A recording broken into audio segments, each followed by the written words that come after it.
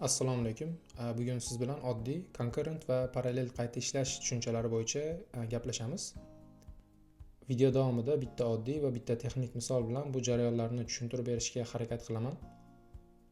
Video oxirida Go dasturlash tili ularni qanday ishlatish haqida ham qisqacha gapirib o'tib ketaman.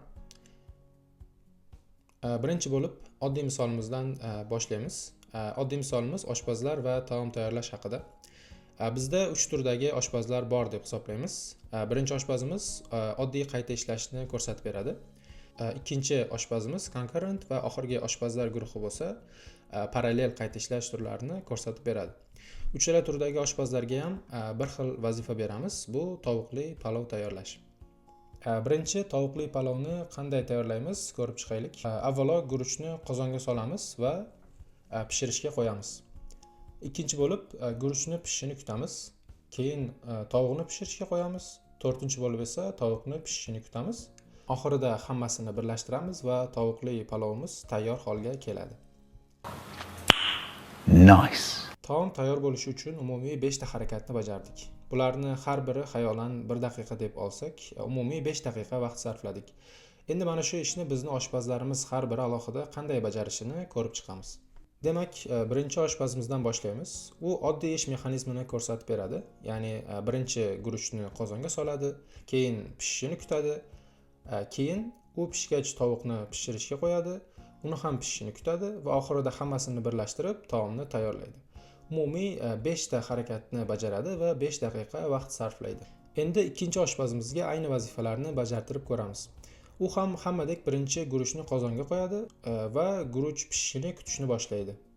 Lekin mana shu yerda u ish jarayonlarini concurrent bajargani uchun kutish vaqti bekor ketmasin deb tovuqni pishirishga qo'yib turadi. Ya'ni guruchni pishishini kutayotgan vaqtda tovuqni pishirishga qo'yadi. U ayni vaqtda ikkita ishni bajarmayapti, lekin ayni vaqtda ikkita ish bilan shug'ullanyapti. Ya'ni ikkita ish bilan mashg'ul, ammo bittasini bajaryapti.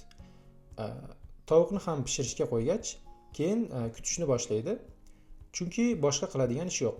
Oxirida esa umumiy mahsulotlarni birlashtirib ovqatni tayyorlaydi.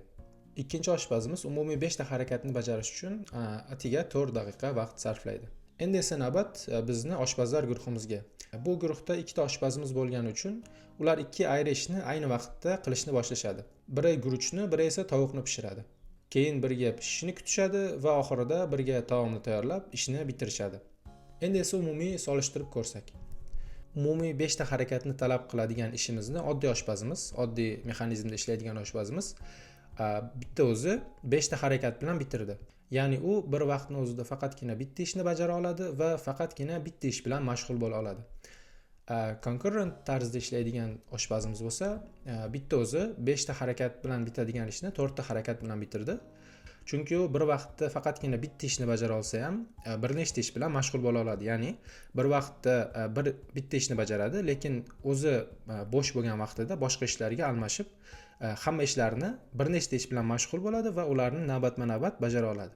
Parallel tarzda ishlaydigan guruhimiz bo'lsa, ular 2 kishi edi va ayni paytda bir vaqtning o'zida ikkita ishni bajarib, ikkita ishni boshqara olishardi. Shuning uchun ular 5 ta harakat bilan bitadigan ishni 3 ta harakatda bitirishdi. Oddiy misolimiz bitgan bo'lsa, endi biroz texniklashamiz. Kompyuter protsessori va u bajaradigan qiyin vazifa bilan misol keltirib sinab ko'ramiz. Birinchi bo'lib concurrency tushunchasi bilan boshlaymiz. Birinchi savol tug'iladi, o'zi concurrency nima degan? Concurrency bu bitta ishchi yordamida bir nechta vazifani boshqarish va ularni belgilangan tartibda bajarish. Ya'ni concurrency bir vaqtning o'zida ikkita ishni bajarmaydi, lekin bir vaqtning o'zida birdan ko'proq bir nechta ishni boshqara oladi. Bu tushunchani vizual tarzda oddiyroq tushunishimiz uchun bizga bitta concurrent ishlaydigan kompyuter yadrosi va bitta murakkab vazifa kerak bo'ladi.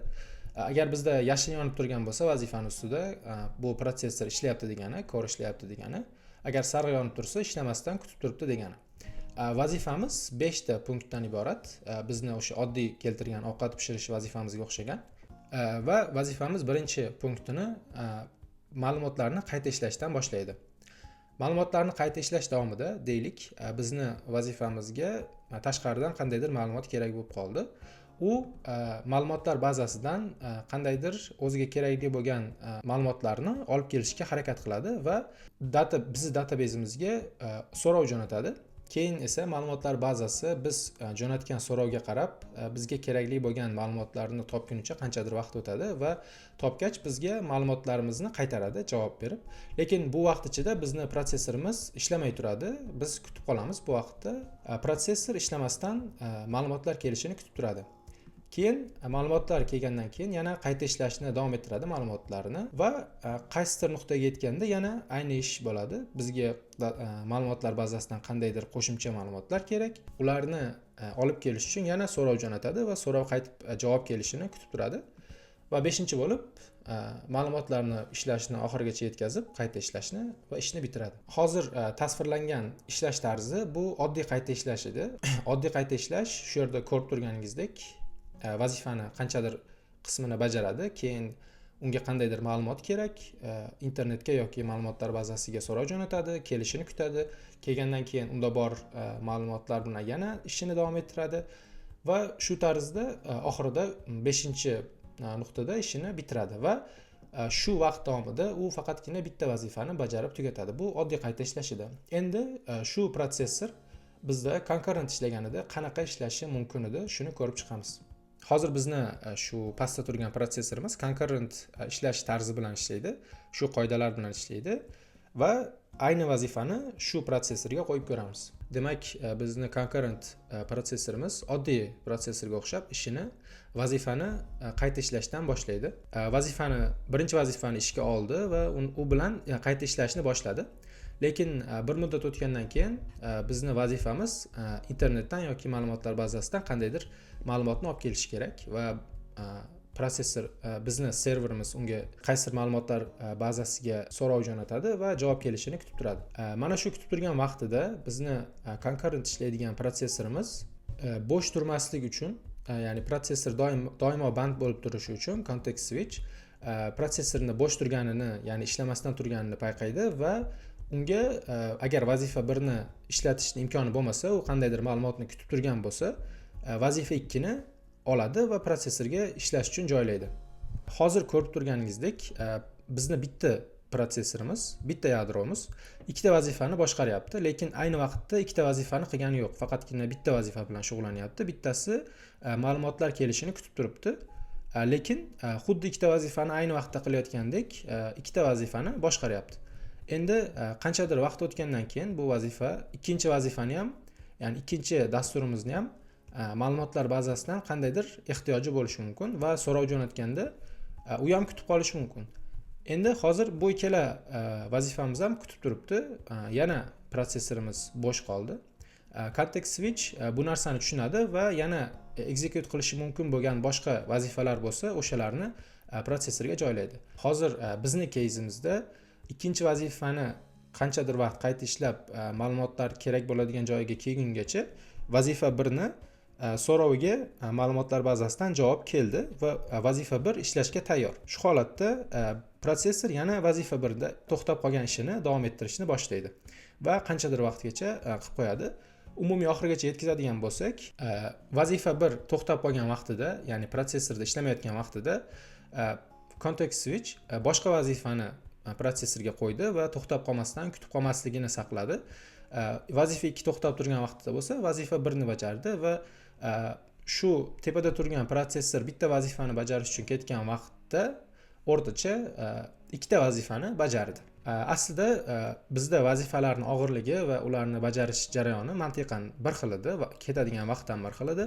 Bizdagi protsessor ham bir xil edi, lekin pastdagi protsessor concurrent ishlagani uchun bir vaqtning o'zida bir nechta vazifani boshqarib, to'xtab qolmaganligi uchun ko'proq samaradorlik berdi. Endi mana shu bir xil ishni, bir xil vazifani parallel ishlash tarzi qanday bajaradi, buni ko'rib chiqamiz. Oldin parallelizm nima degan savolga javob beradigan bo'lsak, parallelizm bu bir nechta vazifani bir vaqtning o'zida alohida protsessor yadrolarida bajarilishi degani. Masalan, bizning oshxonamizda ikkita oshpaz bor edi va ular bir vaqtning o'zida ikki xil taomni tayyorlashayotgan edi. Mana shu parallelizmga misol bo'la oladi. Endi parallelizmni ko'rsatib berish uchun bizga bitta protsessor yetmaydi, chunki bitta protsessorning bitta yadrosida faqatgina bitta ishni bajarish mumkin, ya'ni u bir vaqtning o'zida ikkita ishni qila olmaydi. Shuning uchun bizga bir nechta protsessorlar kerak bo'ladi. Har bitta protsessorni o'zini vazifalari bo'ladi va ular bir xil vaqtni o'zida vazifalarni bajarishni boshlaydi. Bir xil vaqtda kutishadi yoki har xil vazifani turiga qarab bir xil vaqtda vazifalarni bajarishadi va bir xil vaqtda tugatishadi. Bu case'da bizda 3 ta protsessor bor edi va har bitta protsessor xuddi bizdagi oddiy ishlash turiga o'xshab ishladi har bitta protsessor, lekin bizda 3 ta protsessor core bo'lgani uchun bir vaqtning o'zida 3 ta vazifani bajarib tugatdik. Aynan mana shu ishlash turiga parallel ishlash, parallel qayta ishlash deyiladi. Parallelizm deganda shuni tushuniladi. Endi bulardan Go qanday foydalanadi degan savol tug'iladigan bo'lsa, Go parallelizmdan ham, concurrent dasturlashdan ham foydalanadi agar siz gorotinlarni ishlatayotgan bo'lsangiz. Deylik, siz bizdagi o'sha 5 ta punktdan iborat vazifani bajarish uchun Go'da kod yozdingiz va gorotinlarni ishlatdingiz. Agar sizni kompyuteringizda bitta core bo'ladigan bo'lsa, biz oldinroq gaplashib o'tgan concurrent ishlash tarzini ishlatadi Go va bir vaqtning o'zida bir nechta vazifalarni bajarib, ya'ni bir nechta vazifani boshqarib, protsessorni bo'sh qolmasligini ta'minlab turadi. Go'ning o'zini scheduleri bor shunaqa. Deylik, siz Go'da bitta dastur yozdingiz va gorotinlarni ishlatdingiz concurrent ishlash uchun, lekin sizni serveringizda bitta emas, 3 ta core bor deylik. Agar sizni serveringizda 3 ta core bo'ladigan bo'lsa, Go mantig'iga ko'ra har bitta core'ni o'zini pool'i bo'ladi va bajarish kerak bo'lgan vazifalari bo'ladi. Go scheduler har bitta core uchun alohida kernel threadlar create qiladi. Sizni gorotinlaringizni o'sha kernel threadlarning ichida har bitta core uchun concurrent ravishda bajaradi. Masalan, umumiy ko'rinishi shunaqa bo'ladi. Oldinroq biz ko'rganimizda oddiy ishlaydigan parallel dasturni bir vaqtning o'zida 3 ta yadroli protsessor 3 ta vazifani bajarganini ko'rdik. Bu yerda ham parallelizmdan foydalangan va ham concurrent dasturlashni ishlatgan Go dasturi bir vaqtning o'zida 6 ta dasturni bajaryapti. Endi sizda savol tug'ilishi mumkin, Go'da concurrency shu xolosmidi degan. Bu savolga javob albatta yo'q. Go'da concurrency anchayin murakkab va katta tushuncha. Uni o'ziga yarasha o'rganish kerak bo'lgan joylari bor. Go schedulerga o'xshagan yoki channelsga o'xshagan. Lekin bu endi boshqa videoning mavzusi. 2000 years later.